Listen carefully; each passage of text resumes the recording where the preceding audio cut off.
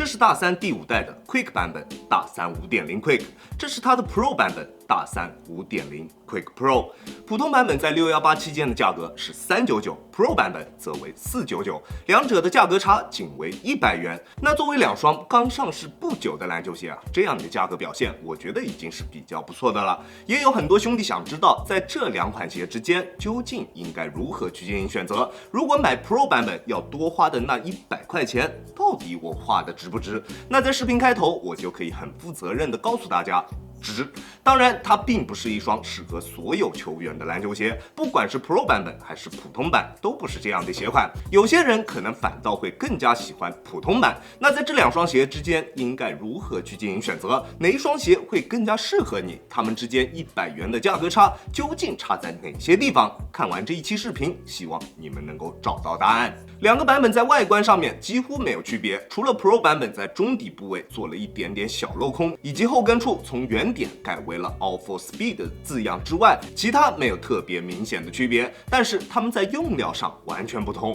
Pro 版本的中底是全掌的 CQT， 并且在中足部位还有一块面积不小的碳板，而普通版本则为全掌的一刃加上一副 CQT 的鞋垫。鞋面的材料也完全不同，普通版本的鞋面由纱线加 TPU 丝编织而成。Pro 版本则由 Mono 纱加梭织面料组合而成，就光材料的这一部分，我个人认为已经是不值100了。那你觉得呢？所以大家不要看这两双鞋，好像在外观上看上去几乎没有什么区别，凭啥你 Pro 版本就要贵100呢？对吧？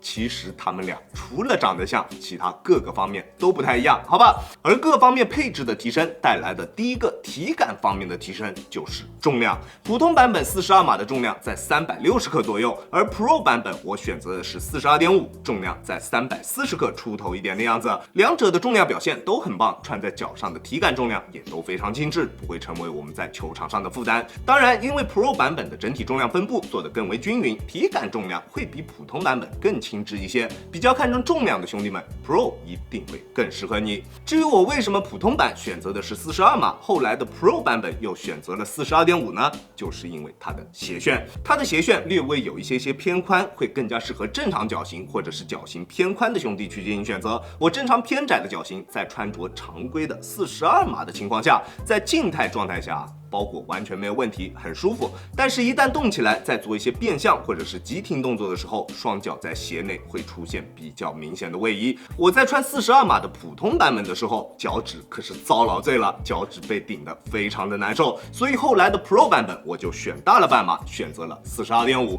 确实顶脚趾的情况会有非常明显的缓解。在我这一段时间的穿着下来，基本上没怎么出现过顶脚趾的情况，但是脚在鞋内的位移还是比较明显的。这一点没有改变，所以不管是普通版还是 Pro 版，我都更加推荐脚型偏宽一点的兄弟们去进行选择。窄脚的兄弟也能穿，但是包裹的体验不会太好，这一点你在购买之前就一定要做好权衡，好吧？而普通版本顶脚趾情况会更加明显一点的原因，就是因为它的鞋面材质。普通版本所使用的鞋面材质明显更硬一些，上脚初期还会有轻微的弯折点卡脚现象，而 Pro 版本的鞋面会更加柔软，更加的舒适，而且它的强度也是有保证的。不管做什么动作，这两双鞋的鞋面都可以很好的兜住我们的双脚，并且两者的中底刚性也都没有问题。在做变向或者对抗蹬地动作的时候，脚底下的球鞋也不会出现夸张的形变。但是因为这两双鞋在中底所使用的材料不同，普通版本的中底强度反倒会比 Pro 版本要更好一些。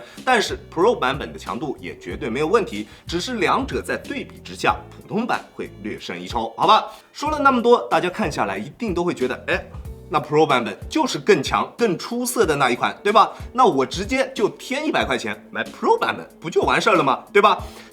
那你先不要着急，它们之间最大的区别其实在它们的中底上，这是最终决定你购买哪一双鞋的最主要因素。普通版本一上脚，你就能明显感觉到它的中底是真的硬，虽然它用了一副超临界的鞋垫，但是脚感依旧不好，而且它后跟的重心也略微有一些偏高。而 Pro 版本在使用了全掌的超临界之后，在脚感方面有着巨大的提升，脚感柔软，而且因为它中底所使用的这一个超临界材料的密度并不是特别高，后跟在没有外包材料的情况下，形变会更大，整体的重心在体感上会比普通版更贴地一些，但是随之带来的副作用就是它的反应性没有普通版出色，在发力蹬地的过程中，中底会有明显的泄力感，远没有普通版本来的那么直接。虽然 Pro 版本的中底脚感更为出色，但是由于中底的超临界材料调教的略微偏软，它的缓震极限也并不是特别高，反而较硬的普通版本拥有着更高一些的缓震极限。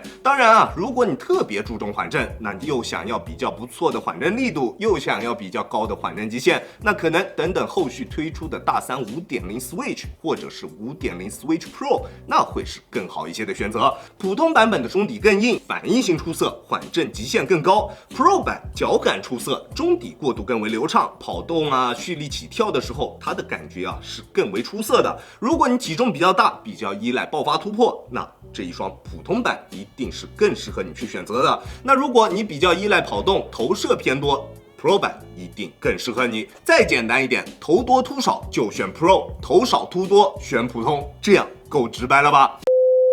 在其他方面，他们两者的表现都没什么问题，抓地稳定性透气各方面的表现都绝对够用，我就不再过多去进行赘述了。但是他们的纹路都比较细、比较浅，还是更加适合用来进行室内场地上面的实战。外场的话，我估计这两双鞋都坚持不了太久，好吧？大3 5.0 Quick 以及5.0 Quick Pro， 他们俩的综合表现都比较不错，不过他们都有着一个比较大的问题，就是虽然他们的名字都叫做 Quick， 但是他们的调教依旧是更加偏向于团队的。如果你是宽脚，想要一双颜值出众、性能过关的篮球鞋，那361度家的大3 5.0 Quick 这一个系列依旧是你们不错的选择。不得不说，这几年361度在配色这一块上面真的拿捏的特别死，简直能够称得上古希腊掌管调色盘的神。即使我跟361度的关系一直不咋地，但是这一点我是真的不服不行。就光颜值这一块，我估计就有不少兄弟会去冲这一些鞋款，对吧？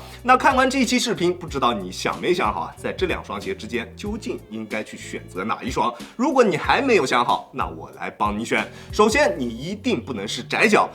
的兄弟们，我不建议你们去选择这一个鞋款。OK， 那在一个你不是窄脚的前提下，投射偏多的兄弟就选择 Pro， 突破偏多的兄弟那就选择普通版。两者5-5开的，那我还是会更加推荐这一双 Pro 版本，体验感一定会更好一些，好吧？OK， 这就是本期视频的全部内容了。再次感谢大家观看本期的洋洋球鞋。如果你觉得我的视频还有点意思，欢迎大家在各大平台搜索洋洋球鞋找到我，记得要点击关注哦。好了，那我们下期视频再见吧，大家有空来做 ，Peace。